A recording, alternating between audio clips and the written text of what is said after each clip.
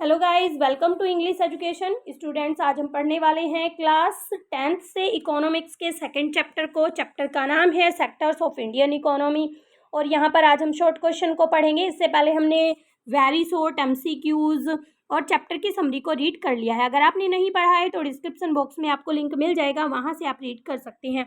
तो चलिए स्टार्ट करते हैं। यहाँ पर क्वेश्चन नंबर 1 है हमारा, all the 3 sector of economy are interdependent. तो हमारे 3 सेक्टर होते हैं इंडियन इकोनॉमी के, हमने ये पढ़ लिया है, वो एक दूसरे पर डिपेंड करते हैं। Explain the interdependence taking iron ore as an example.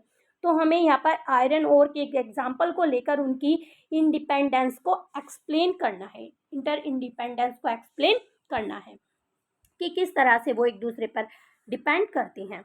तो देखिए, इकोनॉमिक एक्टिविटीज़ दो ग्रुप्ड इनटू 3 डिफरेंट कैटेगरीज। हालांकि ये जो हमारी इकोनॉमिक एक्टिविटीज़ हैं, इन्हें हमने अलग अलग 3 ग्रुप में कैटेगरी में डिवाइड किया हुआ है। आर हाईली इंटरडिपेंडेंट, लेकिन ये एक दूसरे पर बहुत ज़्यादा निर्भर करते हैं। Raw material as produce in primary sector. तो प्राइमरी सेक्टर के अंडर क्या होता है कि जो रॉ मटेरियल्स होते हैं उन्हें प्रोड्यूस किया जाता है and process into finished item in secondary sector. और सेकेंडरी सेक्टर में इन्हें फाइनल या फिनिश आइटम का आकार दे दिया जाता है। यानी कि रॉ मटेरियल को लेकर सेकेंडरी सेक्टर में मशीन यूज करने के बाद फिनिश आइटम बना दिया जाता है।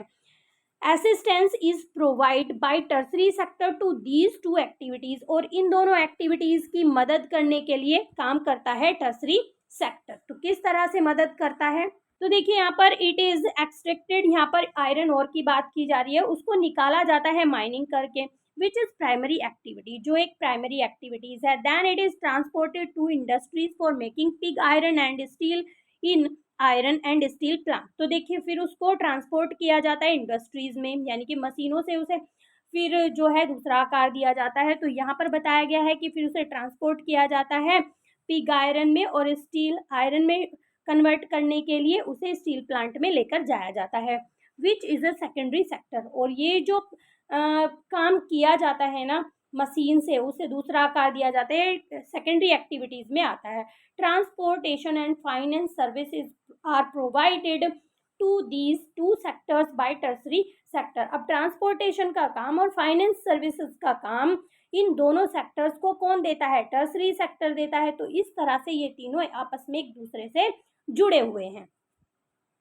Describe all the 3 sectors of economic activities. तो देखिए, हमें तीनों सेक्टर्स की इकोनॉमिक एक्टिविटीज को डिस्क्राइब करना है। तो यहाँ पर हमारी तीनों सेक्टर्स हैं, प्राइमरी सेक्टर, टर्सरी सेक्टर और सेकेंडरी सेक्टर। तो हमने अभी प्राइमरी सेक्टर और सेकेंडरी सेक्टर के बारे में पढ़ा था अभी लास्ट क्वेश्चन में। तो यहाँ पर जो हमारा प्राइमरी सेक्टर है उसमें रॉ मटेरियल को निकाला जाता है, टर्सरी सेक्टर में उसे फॉर्म किया जाता है, दूसरा आकार दे दिया जाता है यूज करते हुए मशीनों को। ठीक है, तो अभी हम पढ़ेंगे टर्सरी सेक्टर के बारे में। तो टर्सरी सेक्टर क्या है, तो देखिए tertiary sector it is the backbone of all the 3 sectors. तो तीनों सेक्टर्स हैं, उनकी बैकबोन इसे कहा जाता है टर्सरी सेक्टर को। It covers activities that help in development of primary and secondary sector. तो ये जो है, इसमें ऐसी एक्टिविटीज की जाती हैं जो मदद करती है प्राइमरी और सेकेंडरी सेक्टर के डेवलपमेंट में, उसे विकसित करने में वो मदद करती हैं। These activities do not produce goods. तो ये जो हमारा टर्सरी सेक्टर है, इसमें किसी भी सामान को प्रोड्यूस नहीं किया जाता है, but they are an aid और support for the production process. लेकिन ये क्या करती हैं, प्राइमरी सेक्टर और सेकेंडरी सेक्टर को सपोर्ट करती हैं प्रोडक्शन में। Since these activities generate service rather than goods. तो इसका मतलब ये है कि सामान के बजाय कुछ सर्विसेज को प्रोड्यूस करती हैं। Tertiary sector is also called service sector. तो टर्सरी सेक्टर को सर्विस सेक्टर भी कहा जाता है। एग्जाम्पल यहाँ पर दिए गए हैं, जैसे ट्रांसपोर्ट का काम है, स्टोरेज का काम है, यहाँ पर कम्युनिकेशन, बैंकिंग, ये सब आते हैं टर्सरी सेक्टर के अंडर में। ठीक है, तो यहाँ पर हमने तीनों सेक्टर के बारे में जान लिया। प्राइमरी सेक्टर में हम रॉ मटेरियल को यूज़ करते हैं, सेकेंडरी सेक्टर में हम मशीन को यूज़ करते हुए हम फाइनल गुड बनाते हैं, और जो हमारा टर्सरी सेक्टर है वो इन दोनों की मदद करता है। ठीक है, आगे पढ़ते हैं। How would income and employment increase. If farmer are provided with irrigation and marketing facilities. अगर फार्मर्स को मार्केटिंग की और इरिगेशन की फैसिलिटीज प्रोवाइड करा दी जाए तो किस तरह से एम्प्लॉयमेंट और इनकम इंक्रीज हो सकता है। तो देखिए, if irrigation facilities are provided then farmer can produce 2 और मोर क्रॉप्स। तो अगर फार्मर्स को इरिगेशन की, सिंचाई की जो सुविधाएं हैं वो उपलब्ध करा दी जाएं तो जो फार्मर्स हैं वो ज़्यादा क्रॉप्स को ग्रो कर सकती हैं। Pursue horticulture and other garden crops, वो बागवानी कर सकते हैं, दूसरी गार्डन क्रॉप्स को ग्रो कर सकते हैं अपनी लैंड में, और प्राइमरी क्रॉप्स के साथ साथ वो ऐसा कर सकते हैं। It will not only settle discussed unemployment in sectors. ये जो हम आपका एग्रीकल्चर सेक्टर है उसमें हमने जाना कि डिस्कस्ड अनएम्प्लॉयमेंट बहुत ज़्यादा होता है, वो इसको भी सेटल करेंगे करने के साथ साथ, but will also create new employment opportunities because the scope for growth. तो देखिए यहाँ पर ग्रोथ होगी, इसलिए यहाँ पर और ज़्यादा रोजगार का मौका मिल पाएगा। कब मिल पाएगा? जब फार्मर्स को ज़्यादा इरिगेशन की फैसिलिटीज मिले और मार्केटिंग की फैसिलिटीज मिल जाए।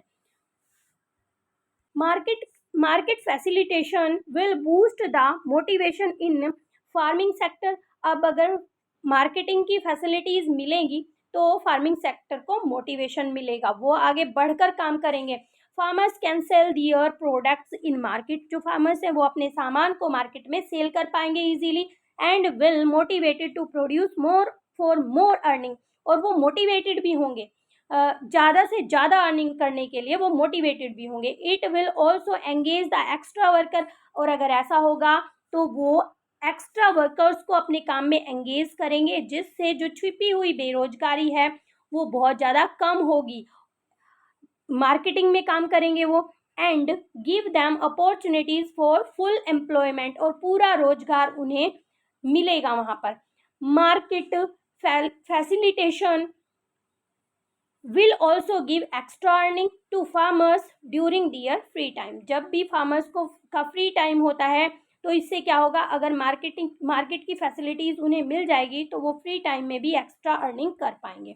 तो इस तरह से हमने जाना कि किस तरह से अगर फार्मर्स को इरिगेशन का और मार्केटिंग फैसिलिटीज़ प्रोवाइड कर दी जाए तो किस तरह से जो हमारा एम्प्लॉयमेंट है वो भी बढ़ सकता है और इनकम भी बढ़ सकती है। नेक्स्ट क्वेश्चन है, do you agree that agriculture in India takes place in the unorganise sector? Give 3 reason. तो हमें यहाँ पर 3 रीजन बताने हैं और पूछा गया है कि क्या आप सहमत हैं जो एग्रीकल्चर है भारत में उसने अनऑर्गेनाइज सेक्टर का रूप ले लिया है, की जगह ले ली है। Yes, Indian agriculture is mostly concentrated in the unorganise sector. तो हाँ, जो एग्रीकल्चर है ना, इंडियन एग्रीकल्चर है वो संकुचित हो गई है अनऑर्गेनाइज सेक्टर में। कैसे? Agriculture in India faces the problem of discussed unemployment, which means more number of people are employed than actually needed। तो यहाँ पर बताया गया है कि जो भारत में एग्रीकल्चर की जाती है ना, तो वो छिपी हुई बेरोजगारी की प्रॉब्लम को बहुत ज़्यादा फेस करती है। इसका क्या मतलब है कि बहुत सारे लोग जो हैं काम करते हैं, एम्प्लॉयड हैं, जितनी ज़रूरत है ना उससे ज़्यादा लोग एग्रीकल्चर में काम करते हैं। So this shows that agriculture is unorganise. और ये चीज़ दिखाती है कि ये जो एग्रीकल्चर है ये अनऑर्गेनाइज सेक्टर के अंडर में आती है। सेकंड बताया गया, farmers are employed during harvesting and sowing season. अब जो फार्मर्स होते हैं वो काम पर रहते हैं जब हार्वेस्ट किया जाता है, फसल को काटा जाता है या फिर बोया जाता है। while the rest of time they are unemployed। और बचे हुए समय में वो खाली रहते हैं। so the problem of underemployment shows that agriculture is unorganized। और तो ये जो हमारा अल्प रोजगार है ना, ये हमें दिखाता है कि एग्रीकल्चर जो है एक अनऑर्गेनाइज सेक्टर के अंडर आता है। देखिए, तीसरे नंबर पर कहा गया है, most of the farmers depended on money landers, rich farmers and relative for taking loans instead of banks.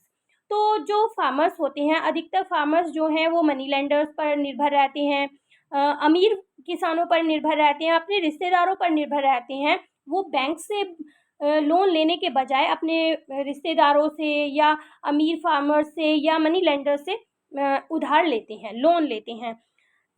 Then they have to पे हाई इंटरेस्ट, और फिर उन्हें जो है हाई इंटरेस्ट बहुत ऊंची दर पे उन्हें ब्याज देना पड़ता है। This means that agriculture in India is unorganise sector, और ये बताता है कि इंडिया में जो एग्रीकल्चर है वो अनऑर्गेनाइज सेक्टर के अंडर आता है।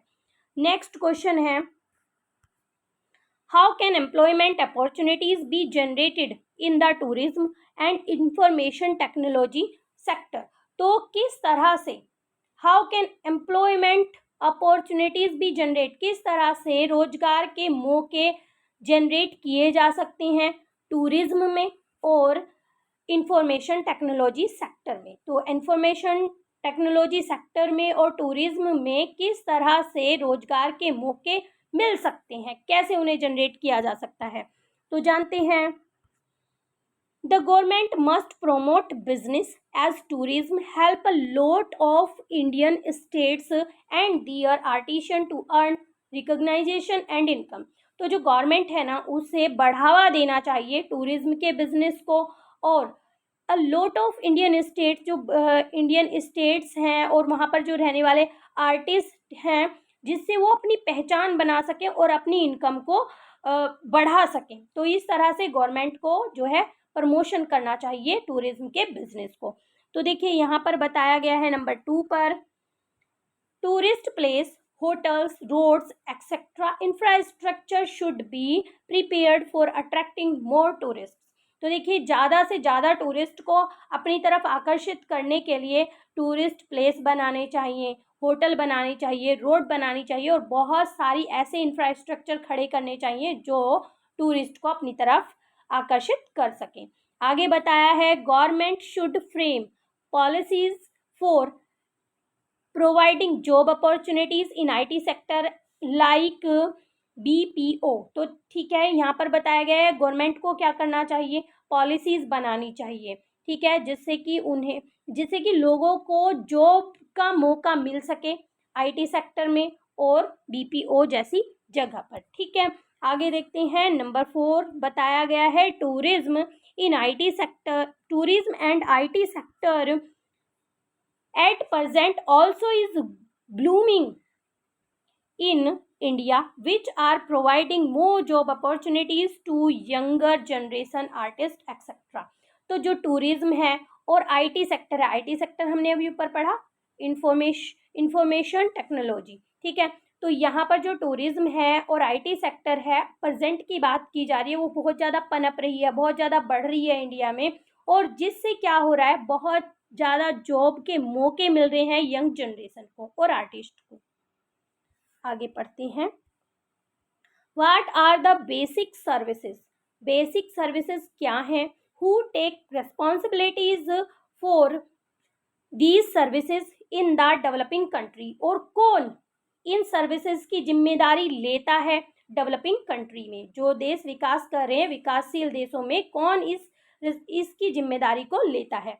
तो देखिए, in any country several services such as hospital, education institutes, post, telegraph services, police station, courts, village administrative office, municipal corporation, bank, defense, transport, insurance companies etc. are required।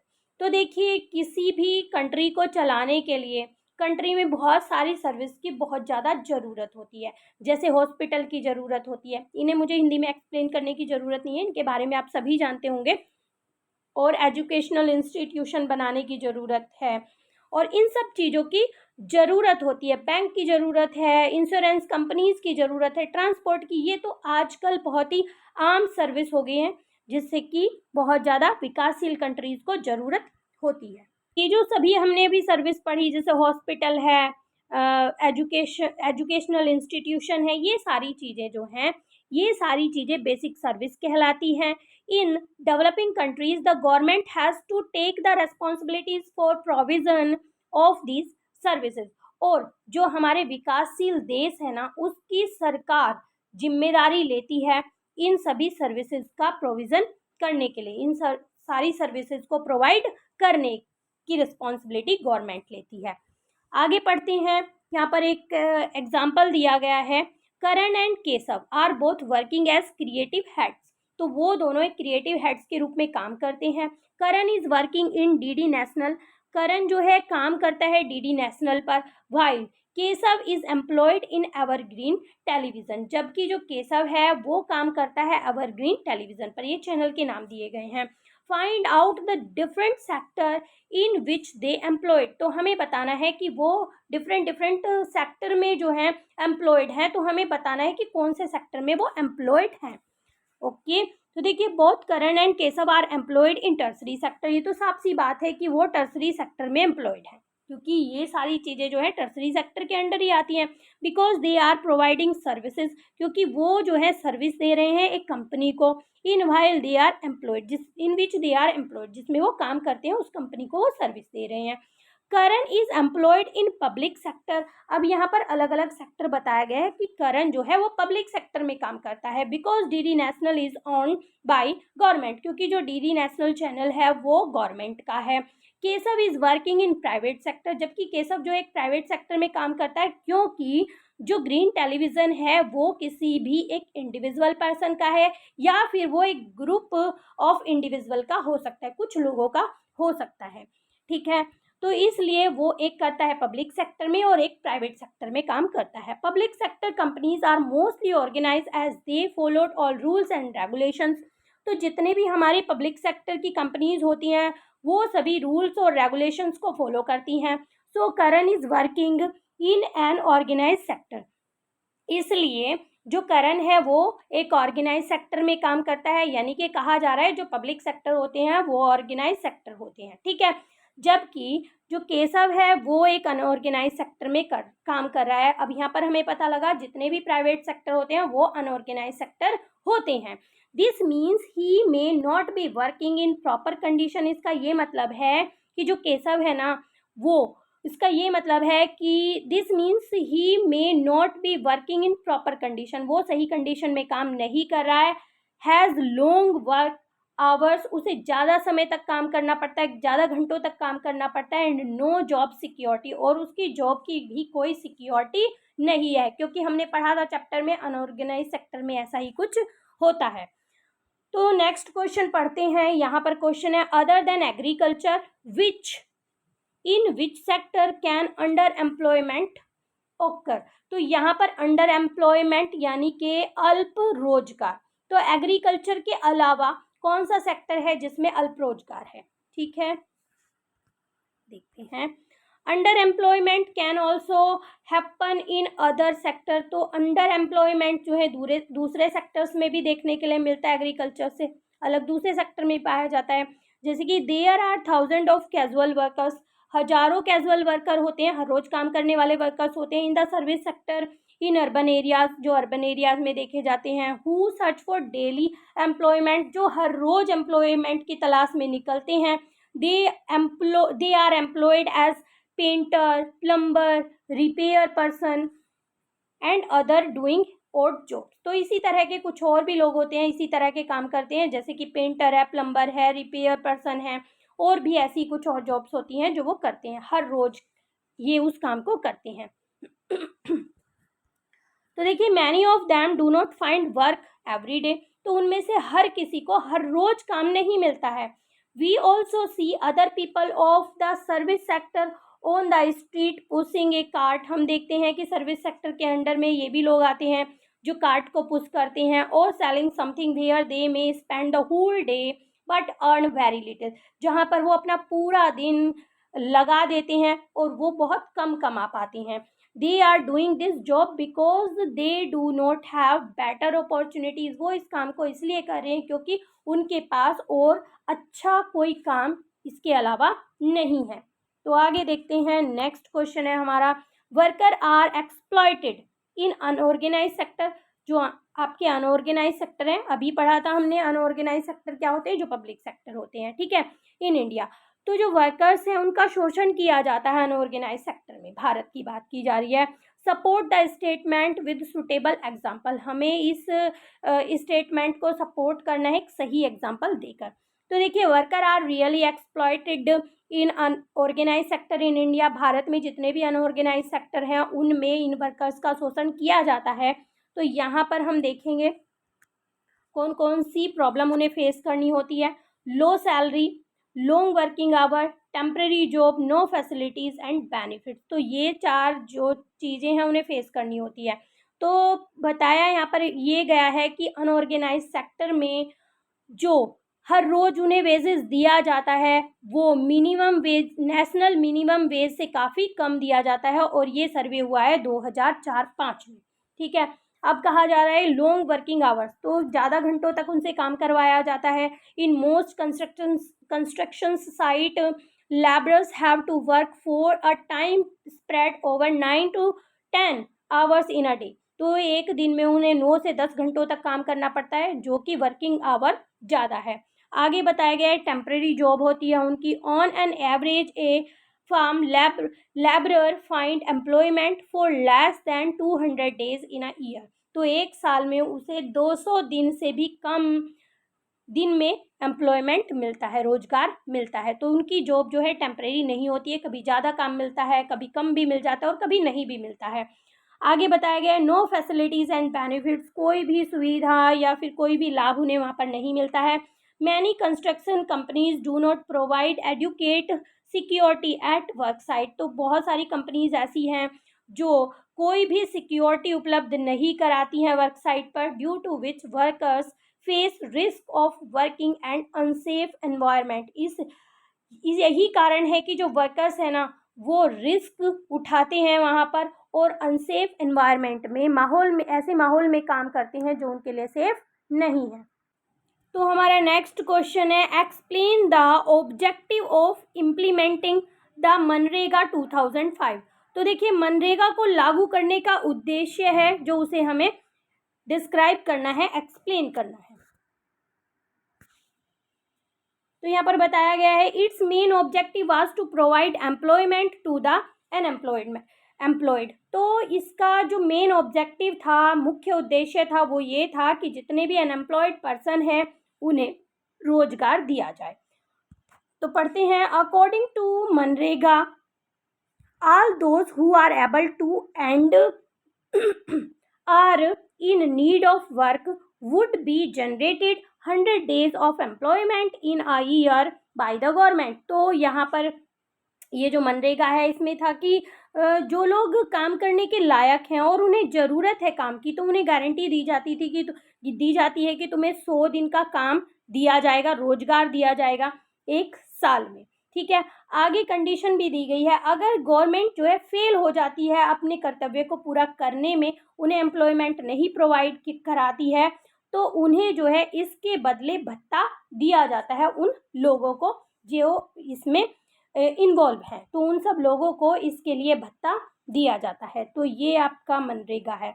आगे देखिए classify the following list occupation under the primary, secondary and tertiary sector. तो यहाँ पर कुछ workers की काम की list दी गई है, तो इसे आपको जो है रखना है कौन सा प्राइमरी सेक्टर के अंडर आता है, कौन सा टर्सरी सेक्टर के अंडर आता है और कौन सा आता है सेकेंडरी सेक्टर के अंडर। तो ये क्वेश्चन का आंसर शायद मुझे बताने की ज़रूरत नहीं है, इतना कुछ पढ़ने के बाद इस क्वेश्चन को आप खुद से कर सकती हैं। आगे हम पढ़ेंगे क्वेश्चन नंबर 58। तो देखिए what is tertiary sector also called, why is tertiary sector also called service sector. तो यहाँ पर पूछा गया है कि टर्सरी सेक्टर को सर्विस सेक्टर क्यों कहा जाता है। ठीक है, तो ये सारी चीज़ें भी आप पढ़ चुके हैं, बट हम पढ़ लेते हैं। Since the activities of tertiary sector generate services rather than good. तो यहाँ पर सामान को बनाने के बजाय जो हमारा टर्सरी सेक्टर है वो सर्विस जनरेट करता है। It is called service sector, तो इसीलिए इसे सर्विस सेक्टर कहा जाता है। It include some essential services that may not directly help in production of good. तो यहाँ पर ऐसी कुछ ज़रूरी सर्विसेज होती हैं जो डायरेक्टली सामान को प्रोड्यूस करने में तो मदद नहीं करती हैं। वी रिक्वायर टीचर, हमें टीचर्स की ज़रूरत होती है, डॉक्टर की ज़रूरत होती है जो हमें पर्सनल सर्विसेज प्रोवाइड करते हैं। कुछ ऐसे लोगों की ज़रूरत होती है जैसे कि वॉशरमैन है, बार्बर है, कोबलर है, लॉयर है। आई होप आप समझते होंगे। जैसे धोबी है, नाई है, जूते सही करने वाला है, वकील है। ऐसे लोगों की ज़रूरत हमें होती है। काउंटिंग वर्कर्स की भी हमें ज़रूरत होती है। In recent time certain new services based on information technology such as internet cafe, ATM booth, call centers, software companies etc have become important। तो इसके अलावा यहाँ पर जैसे कि हमारी IT सेक्टर बहुत ज़्यादा ज़रूरी हो गए हैं, इंटरनेट कैफ़े बहुत ज़रूरी हो गए हैं, ATM बूथ की बहुत ज़्यादा ज़रूरत होती है, कॉल सेंटर की बहुत ज़्यादा ज़रूरत होती है। तो ये सारी चीज़ें जो हैं आपके टर्सरी सेक्टर्स के अंदर आती हैं और इन्हें हम सर्विस सेक्टर भी कहते हैं और यही कारण है कि इन्हें सर्विस सेक्टर कहा जाता है। तो यहाँ पर क्वेश्चन है, highlight a few differences between intermediate goods and final good. तो यहाँ पर हमें डिफरेंस बताना है इंटरमीडिएट गुड और फाइनल गुड्स के बीच में। ओके, तो देखिए यहाँ पर फाइनल गुड की बात की जाए तो ये यूज़ फॉर फाइनल कंजप्शन, तो ये फाइनली यूज़ करने के लिए बिल्कुल रेडी होते हैं, हम इन्हें डायरेक्टली यूज़ कर सकते हैं। यहाँ पर इंटरमीडिएट गुड की बात की जाए तो not use for final consumption, ये फाइनल कंजप्शन के लिए यूज़ नहीं किए जा सकते हैं। यहाँ पर इन्हें कुछ और प्रोसेस की ज़रूरत होती है। यहाँ पर फाइनल गुड में ready for use bye final user, final user के लिए ये बिल्कुल तैयार होते हैं। और यहाँ पर इंटरमीडिएट गुड जो होते हैं not ready for use bye final user, final user इन्हें यूज़ नहीं कर सकते हैं। मेड यूजिंग इंटरमीडिएट गुड्स, तो ये जो है इंटरमीडिएट गुड से बनाए जाते हैं। Use as raw material for production of final good, तो यहाँ पर रॉ मटेरियल जो है उनकी मदद ली जाती है और फाइनल गुड बनाया जाता है। दे आर फिनिश्ड गुड, वे बिल्कुल ऐसे गुड होते हैं जो पूरी तरह से कंप्लीट होते हैं। और यहाँ पर देखिए दे आर अनफिनिश्ड गुड, और ये ऐसे सामान होते हैं जो पूरी तरह से फिनिश्ड यानी कि पूरी तरह से नहीं बनाए गए होते हैं। अब यहाँ पर देखिए value is calculated for GDP, यहाँ पर इन्हीं की वैल्यू जीडीपी के लिए काउंट की जाती है। और यहाँ पर देखिए जो हमारे इंटरमीडिएट गुड्स होते हैं not calculated as the value of final good, final good के रूप में इनकी वैल्यू को काउंट नहीं किया जाता। Include the value of intermediate good, यहाँ पर इंटरमीडिएट गुड की वैल्यू को काउंट किया जाता है। एग्जाम्पल यहाँ पर दिया गया है, biscuit are final goods, biscuit क्या है, फाइनल गुड है। अब यहाँ पर देखिए बिस्किट जिन चीज़ों से बनता है उन्हें इंटरमीडिएट गुड्स कहा गया है, जैसे कि फ्लोर है, मिल्क है, शुगर है, ये सभी इंटरमीडिएट गुड्स हैं यूज इन मेकिंग बिस्किट। और ये सारी चीज़ें जो है बिस्किट को मेक करने में प्रयोग की जाती हैं। तो इस तरह से आपके सभी शॉर्ट क्वेश्चन आंसर होते हैं कंप्लीट। अगर आप एनसीईआरटी एनसीईआरटी के ही क्वेश्चन अगर आप पढ़ना चाहते हैं तो आप कमेंट सेक्शन में लिख सकते हैं, उन पर भी आपको वीडियो प्रोवाइड कर दी जाएगी। अगर वीडियो आपको अच्छी लगी है तो एक लाइक ज़रूर करें। चैनल पर अगर आप पहली बार आए हैं तो चैनल को सब्सक्राइब करें। मिलते हैं अपने नेक्स्ट टॉपिक में, तब तक के लिए बाय बाय।